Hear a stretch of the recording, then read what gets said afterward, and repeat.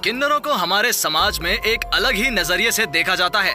आज भी किन्नरों को हमारे समाज में वो जगह नहीं मिली है। भले ही हमारा समाज किन्नरों को अलग समझता हो, किन्नरों के बारे में आज भी लोग कुछ ज्यादा नहीं जानते। जैसे कि किन्नर आखिर अंदर से कैसे होते हैं, उनके गुप्तांग कैसे होते हैं, किन्नर संभोग कैसे करते हैं और एक किन्नर अपना जीवन आखिर कैसे बिताता है।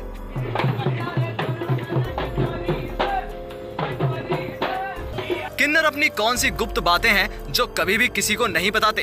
हमारे समाज में किन्नर के कई नाम होते हैं, किन्नर, हिजड़ा और न जाने क्या क्या। भारत में किन्नरों का इतिहास 4000 साल से भी पुराना है। इसके बावजूद आज तक उन्हें सोसाइटी में बराबरी का दर्जा नहीं मिल पाया है। हम वास्तव में आज तक उनसे जुड़े पहलुओं को ही नहीं जान पाए हैं जो सीधी उनकी जिंदगी से जुड़े हों। किन्नर, ये शब्द सुनते ही एक ऐसा समुदाय हमारी आंखों के सामने आ जाता है जो हम आम इंसानों की खुशियों में जी खोलकर नाचने गाने बिना बुलाए आ जाते हैं। आज हम इसी समुदाय के रहस्यों के बारे में बात करेंगे। किन्नरों के बारे में बहुत सी ऐसी बातें हैं जिन्हें हम लंबे समय से जानते हैं, लेकिन आज के इस वीडियो में हम बात करेंगे उन राजों के बारे में जिन्हें कोई नहीं जानता है। ऐसा कहा जाता है कि कभी भी किसी किन्नर की बद्दुआ नहीं लेनी चाहिए, क्योंकि इनकी बद्दुआ भी बड़ी असरदार होती है। ऐसा कहा जाता है किन्नर की दुआएं बड़ी जल्दी फलती हैं और वो किसी चमत्कार से कम नहीं होती। किन्नर की दुआएं किसी भी व्यक्ति के बुरे समय को दूर कर सकती हैं। माना जाता है कि इन्हें भगवान श्री राम से वनवास के बाद वरदान प्राप्त है। कहा जाता है कि इनसे एक सिक्का लेकर पर्स में रखने से धन की कमी भी दूर हो जाती है। महाभारत में अज्ञातवास के दौरान अर्जुन ने विहन्नला नाम के एक हिजड़े का रूप धारण किया था। उन्होंने उत्तरा को नृत्य और गायन की शिक्षा भी दी थी।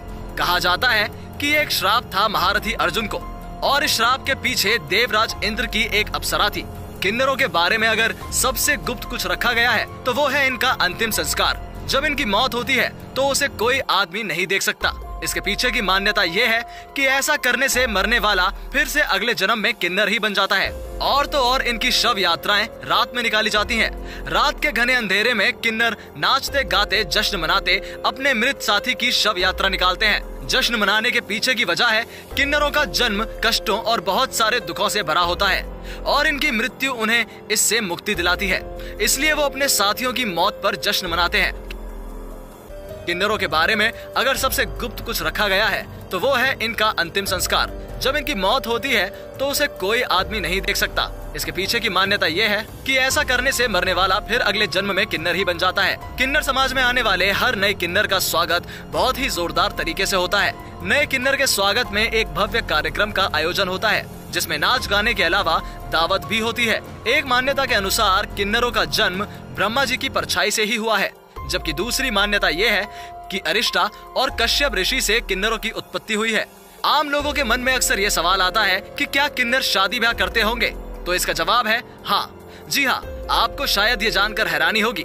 दरअसल किन्नर अपने आराध्य देव अरावन से साल में एक बार विवाह करते हैं। ये विवाह लेकिन मात्र एक दिन के लिए ही होता है। शादी के अगले ही दिन अरावन देवता की मौत हो जाती है और इनका वैवाहिक जीवन खत्म हो जाता है। साल में एक बार किन्नर अपना 18 दिन का समारोह मनाते हैं। ये समारोह चेन्नई से 200 मील दूर कूवगम गांव में मनाया जाता है। यहाँ पूरे भारत से किन्नर इकट्ठे होते हैं। बता दें कि यह सालाना उत्सव तमिल नव वर्ष की पहली पूर्णिमा से शुरू होता है और 18 दिनों तक चलता है। 17वें दिन किन्नरों के देवता भगवान अरावन की पूजा होती है। 18वें दिन सारे कूवगम गांव में अरावन की प्रतिमा को घुमाया जाता है और फिर तोड़ दिया जाता है। उसके बाद दुल्हन बने किन्नर अपना मंगलसूत्र तोड़ देते हैं। एक अन्य सवाल जो लोगों के मन में उठता है वो ये कि किन्नर अपने जैसों को हजारों की भीड़ में कैसे चुनते होंगे। अगर किसी के घर बच्चा पैदा होता है और उस बच्चे के जन्नांग में कोई कमजोरी पाई जाती है तो उसे किन्नरों के हवाले कर दिया जाता है। ये समाज ऐसे लड़कों की तलाश में रहता है जो खूबसूरत हो, जिसकी चाल ढाल थोड़ी कोमल हो और जो ऊंचा उठने के ख्वाब देखता हो। ये समुदाय उसके नजदीक बढ़ता है और फिर समय आते ही उसे बधिया कर दिया जाता है। बधिया यानी उसके शरीर के हिस्से के उस अंग को काट देना जिसके बाद वो कभी लड़का नहीं रहता। ये भी कहा जाता है कि किसी बच्चे के जन्मदिन पर नाचते और बजाते वक्त यदि इनकी ढोलक फूट जाए तो ये इशारा होता है कि बच्चा किन्नर है और वो उसे उसके घर वालों से लेकर अपने साथ नियमों के अनुसार उसकी परवरिश करके उस बच्चे को ले जाते हैं। किन्नर समुदाय खुद को मंगलमुखी मानते हैं, इसीलिए ये लोग बस शादी, जन समारोह जैसे मांगलिक कामों में ही भाग लेते हैं। मरने के बाद भी ये लोग मातम नहीं मनाते, बल्कि ये खुश होते हैं कि इस जन्म से पीछा छूट गया। 2014 से पहले इन्हें समाज में नहीं गिना जाता था। अभी भी इनके साथ हुए बलात्कार को बलात्कार नहीं माना जाता है। कहते हैं कि किन्नरों की बद्दुआ इसलिए नहीं लेनी चाहिए क्योंकि ये बचपन से लेकर बड़े होने तक दुखी ही रहते हैं।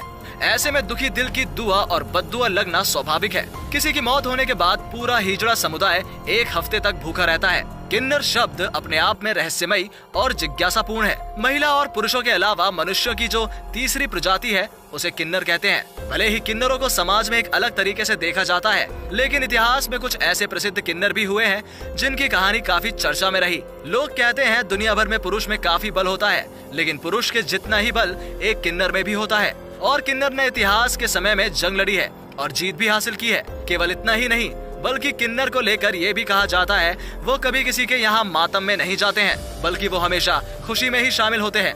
आपको ये बता दें कि हर किन्नर का अपना एक गुरु होता है। दिलचस्प ये है कि उनके गुरु को ये तक पता होता है कि उसके शिष्य की मौत कब होगी। गुरु वही बनता है जो जन्म से ही किन्नर हो। उसे गुरु नहीं बनाया जाता जो किसी ऑपरेशन के बाद किन्नर बनाया गया हो। किन्नर अपनी ज्यादातर परंपराएं हिंदू धर्म के अनुसार निभाते हैं, जबकि ज्यादातर किन्नर गुरु मुस्लिम होते हैं। इसके लिए किन्नर बहुचरा माता की पूजा करते हैं और उनसे माफी मांगते हैं। वो ये दुआ करते हैं कि अगले जन्म में उन्हें किन्नर का जन्म न लेना पड़े।